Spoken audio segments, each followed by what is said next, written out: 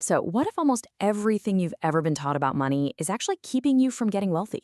That is the bombshell idea at the very heart of Robert Kiyosaki's legendary book, Rich Dad, Poor Dad. For decades, it's been shaking up our ideas about finance, and today we are going to dive into its most powerful lessons. Right from the get-go, the book sets up this incredible conflict. Imagine being a kid and getting two completely opposite pieces of advice. Kiyosaki's poor dad, his real father, a super educated guy, always said, the love of money is the root of all evil. But his rich dad, his best friend's dad, who dropped out of school but became a millionaire, told him, no, the lack of money is the root of all evil. One saw money as a trap, the other as a tool, and that clash forced a young Kiyosaki to make a choice.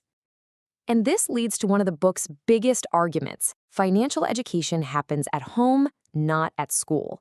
I mean, think about it. Our schools are brilliant at teaching us how to be good employees, right? How to work for money. But they teach us almost nothing about how to make money work for us.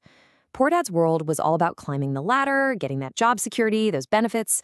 Rich Dad's world was totally different. It was all about financial freedom and learning how the game of money is actually played. Okay, so where does this rich dad education even begin? Well, it starts with one simple, powerful rule that completely flips how you look at your finances. It all boils down to truly, and I mean truly, understanding the difference between two little words, assets and liabilities. Yup, that's it. It is that simple. Forget all the complex, jargon-filled definitions you've heard. Rich Dad's rule is all about one thing, cash flow. An asset is anything. A rental property, a dividend-paying stock, a business you own that puts money into your pocket month after month, whether you're working or not.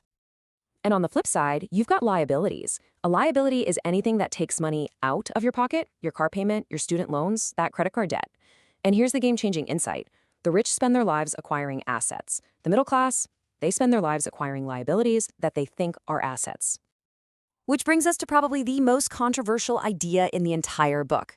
We've all been told our entire lives that buying a house is the smartest investment you can make, that it's your greatest asset. But let's use Rich Dad's simple rule here. Does the house you live in put money in your pocket every month, or does it take money out? So Kiyosaki argues that for most people, their house is actually their biggest liability. It's a money pit. You've got the mortgage, property taxes, insurance, repairs. Money is just flowing out of your pocket. But the real cost is the opportunity cost. Every single dollar tied up in that house is a dollar you can't use to buy real income-producing assets that would actually make you wealthy. This whole cycle of earning more just so you can spend more on bigger liabilities, this is what Rich Dad famously called the rat race. You know, that endless hamster wheel of working for your money that so many people feel trapped in. This pattern right here is the trap in a nutshell. You get a good job, you get a raise, awesome. So what do? You buy a nicer car, a bigger house, but now your expenses have gone up right along with your income. So you have to work even harder to cover those new bills. You're running faster and faster, but you're not actually getting anywhere closer to freedom. And Kiyosaki's point here is that this isn't a numbers trap, it's an emotional one. It's driven by two powerful forces, fear and desire. The fear of not having enough money to pay the bills keeps you stuck in your job, and the desire for nicer things makes you spend every raise you get. It's this 1-2 punch of fear and greed that powers the rat race. All right, so if the rat race is the problem, how in the world do you get out of it?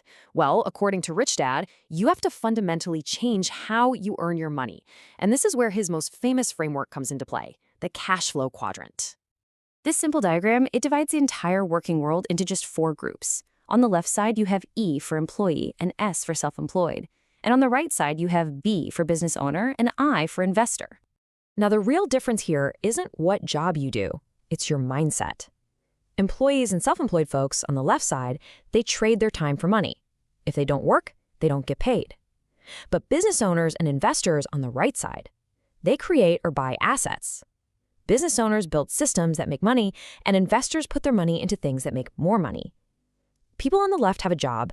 People on the right own the system.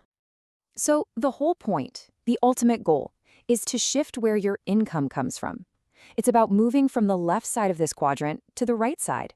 Because true financial freedom, it's not about how big your paycheck is. It's about getting to a point where your assets are doing the work for you. But, and this is a huge but, Kiyosaki makes it really clear that this journey has less to do with being a math whiz and everything to do with mastering your own mind. The biggest things holding you back from building wealth aren't out there. They're in here. They're psychological. He points to 5 major roadblocks. First, there's fear, that paralyzing fear of losing money that stops us from ever even starting. Then you've got cynicism, that voice that says, oh, that'll never work. There's laziness, which we often disguise by saying we're too busy. Bad habits, like spending everything we earn. And finally, arrogance, which is just ignorance plus ego, and it keeps us from learning anything new. And this quote right here, it totally flips the script on how to deal with that number one obstacle, fear. The wealthy aren't afraid to fail. In fact, they see failure as a critical part of learning and winning. It's the people who are terrified of losing who ultimately lose out on the greatest gains. Let me tell you a quick story that shows this in action. One of Rich Dad's first lessons was to make young Robert work for him, for free. It sounds cruel, but it forced Robert to stop thinking about a paycheck and start looking for opportunities. He saw a store was just throwing away old comic books, so he collected them, set up a little library in a basement, and started charging the other kids 10 cents admission. Just like that, he created his very first asset, a little business that made him money even when he wasn't there. And really, that's what it all comes down to. This book isn't some step-by-step guide to get rich quick. It's about a fundamental shift in how you think about money. It lays out 2 very different paths, the safe, conventional one taught by Poor Dad, and the path of financial education and building assets taught by Rich Dad. The ideas in this book have been sparking debates for years, but they force every one of us to ask a really simple but powerful question.